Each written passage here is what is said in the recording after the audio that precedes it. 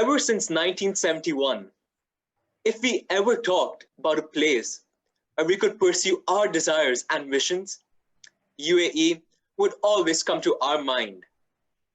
In 2018, Abu Dhabi Indian School, one of the largest schools in the UAE, had a vision to promote sustainable living in the community. And thus, the school, inspired by the founder of the UAE, His Highness late Sheikh Zayed bin Sultan Al Nahyan, titled as Hold That Drop on 8th November 2018.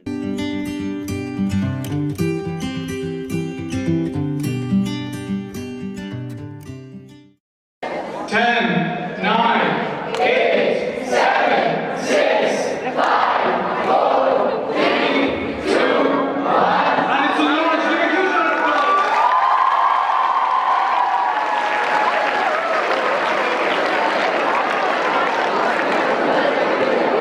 What is water and how many people actually have access to it? Well, water is one of the most precious resources on the planet. And did you know that more than 1 billion people do not have access to a source of clean drinking water? And around 3 billion experience water scarcity at least 1 month per year. To address such environmental issues, till now, we have hosted a number of programs centered on the region's environmental issues. The school's Hold That Drop campaign, under the guidance of our principal sir, Mr. Neeraj Bhargava, aims to educate the community on the implications of the indiscriminate use of water. Respected principal sir, vice principal sir, school coordinator ma'am, senior leadership team, principals and educators from various schools, beloved teachers, participants, and to everyone watching from around the world, a very good morning. We wholeheartedly welcome you to the first ever International Save Water Summit organized by the Abu Dhabi Indian School. I am Rohan Bajaj of Class 12D, and my anchor for the day is Nandana Regunath of Class 12D. The Save Water Summit aims at providing our young leaders of tomorrow with an opportunity to interact and discuss with one another, enabling them to share ideas and deepen their knowledge about water and the urgency to conserve it. Keynote speaker for the day, Mr. MUROOR, sir, Operations Manager of the United Nations Environmental Programme. Our principal sir, Mr. Neeraj Bhargava, has always been our pillar of strength, our guiding force, and an inspiration to us all for achieving our goals. Sir has always organized programs and undertaken initiatives for the betterment of us, the students, and our beloved teachers and support staff. Even during the COVID pandemic, Sir wanted us to learn and utilize this time to become the best versions of ourselves, thus spearheading our virtual initiatives. Even this program of such magnitude would not be possible without the guidance, support, and the visionary leadership of our beloved principal, sir. It's indeed a great pleasure to welcome you all on a first of a kind connectivity. And the medium of connectivity is water. Water, we all know, we all understand how precious it is. That water is a mysterious gift that nature has given us. It's a gift that supports and holds the life. If you see on the surface, we feel that water can be a food, can be a mean of transport, can be for ground for recreation, can be for cleansing, can be for purification, and so on. Water is a sacred being that holds life on earth. I'm sure we all understand and we all know the life began in water. And till date, every living organism has to take birth in a water medium, including us. It helps in cleansing inside also. That is the thought of that. So, are we really taking care of this sacred being, the life supporter, the custodian of life? Are we really doing it? That is what the entire idea of holding this summit and a series of work, what we are doing on water, that how we have rampantly damaged the nature, how rampantly we have disturbed the nature. And we all know water is a main part of the nature. We are all connected and interrelated with the living and non-living material of this earth through water. Are we really taking care of that? That's a thought for us. We know how, when we have disturbed the nature, how the backlash of that disturbance is coming through us, right from in the form of storm or hurricane, and the latest one, the epidemic or the pandemic which is going on. So it is very important for each one of us to think exactly where we are and what we are doing. It's very important that we revive back the spirituality of water. We revive back the sacredness of water, and that can only happen if the present generation is motivated and pushed for that. So the entire effort of today or of the year, the months and before, is to motivate these new generation coming and the present to think what will be the condition of their life after 30 years or so on. They have to take care for sustaining themselves. If they don't take care now, how will they sustain later? That's a small spark which we have to ignite and let it become a huge fire, but each and everyone contributing on it and think on it, of water, which is the most essential part of a life. I'm sure you can imagine one day, if you do not have a drop of water at home, what happens? Water conservation. And in a way, there is no better place to begin than in the United Arab Emirates. Many of you may actually know that UAE is a desert, lot of it. That's what we used to hear it. If you look at the history of UAE, the amount of water available is so scarce that historically in the whole of the Gulf region, holding and protecting water holes, springs, and groundwater was the most strategic thing to do, and the civilizations were built around it. Even now, the amount of rainfall UAE receives and the amount of natural water available is somewhat limited. It is not alone in terms of the challenges with water. I can give an example from India. Many of you may actually know about the river Yamuna, which is coming up from the hills, it's coming down to Meerut, then to Delhi, then to Agra, go down to Prayag. Now, if you look at this river, it has multiple uses of that river water. A lot of it's going for irrigation. And by the time it reaches Meerut, most of the water, the flow, is then consumed for irrigation and then for the city use. And beyond that point, most of the time, what the river gets is the sewage from the city. Then it flows down a little bit. And then it comes down to the next city, where the dirty water, which is filtered a little bit, naturally treated a little bit, get treated and used as drinking water.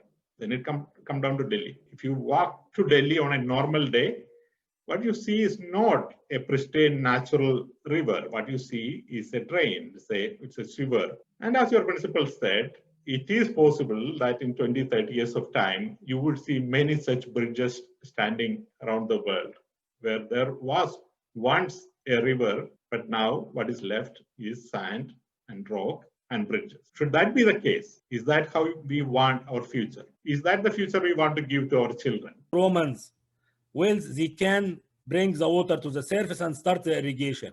We have a traditional way for irrigation, we called it a flag. A big hole in the mountain, and the water is flow by gravity so they can use it for irrigation directly without any pumping. This is still exists up to date in many areas in the Northern Emirate and also in Al Ain Oasis. Nowadays, we have only 3 resources. As you mentioned, we are an arid country. We have no rainfall. We have no permanent resources for water, surface water like big rivers or big lakes. We don't have even enough rainfall to recharge the aquifer system. Of desalinated water in UAE and Abu Dhabi, costing the government about 11.5 dirham, is heavily subsidized by the government to get some return back from the farmers. So we have to be very careful when we are using the desalinated water. So the total water balance we have now in the Emirate is about 3.6 billion cubic meter, or 3,616 million cubic meter annually. On the other hand, we have what we call the demand, the water used for agriculture, for domestic, for industrial, for commercial, whatever we need. The supply side, we have many sectors. We have the agriculture sector. This is the first row. It consumes about 70%. This is the consumption. This graph shows us the total water consumption. 80% from our food from other countries. And this food which comes to us, we called it virtual water. Do you know how much we have or this value in Abu Dhabi Emirate and in most GCC countries? More than 500 liter per capita. So we are 3 times the worldwide and the global average of consumption. In the wet countries like Europe, Canada, they are using 180 in average or maximum 220. We are using 500 and more because of 2 things. One of things, it's out of our hands that we are using the desalinated water which is used as a part from the potable for landscaping, for the green areas around our buildings and in the street. The second factor, to be fair with you, is the wastage. We are losing a lot of water and the water use efficiency is very low because we are washing the cars in the street, because we are, and you can see when you are going to school, a lot of drippers, a lot of sprinklers in the street is flushing the street itself, and we have losses, a lot of losses in the street. We are not maintaining the irrigation network in the streets and national guards and parks efficiently, so we are losing water. You can see in many public buildings, the flushing toilets are not maintained very well, so they are leaking. Many faucets, they are leaking. And I'm happy that I see this initiative for installing the water faucet device in the faucets and in the taps. Do you know that we have a public awareness campaign in 2010 and we installed this water forest in more than 35,000 buildings, including flats, mosques, churches, schools, public buildings like hospitals. We have a big campaign in 2010 to install 35 just to introduce this technology and this awareness to the end users how they can save water. So this is very good, important. I'm very happy that I know that you are aware about this new faucets and how used.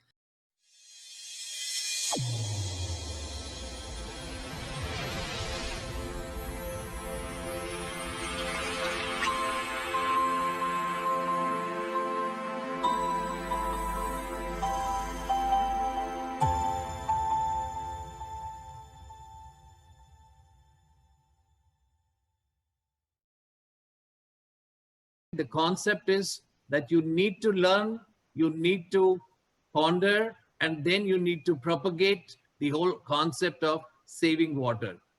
I'm sure you will do it. Thank you so much for being there. Now, I definitely would like each panelist, the moderator, to discuss and finally put forth the idea of their discussion.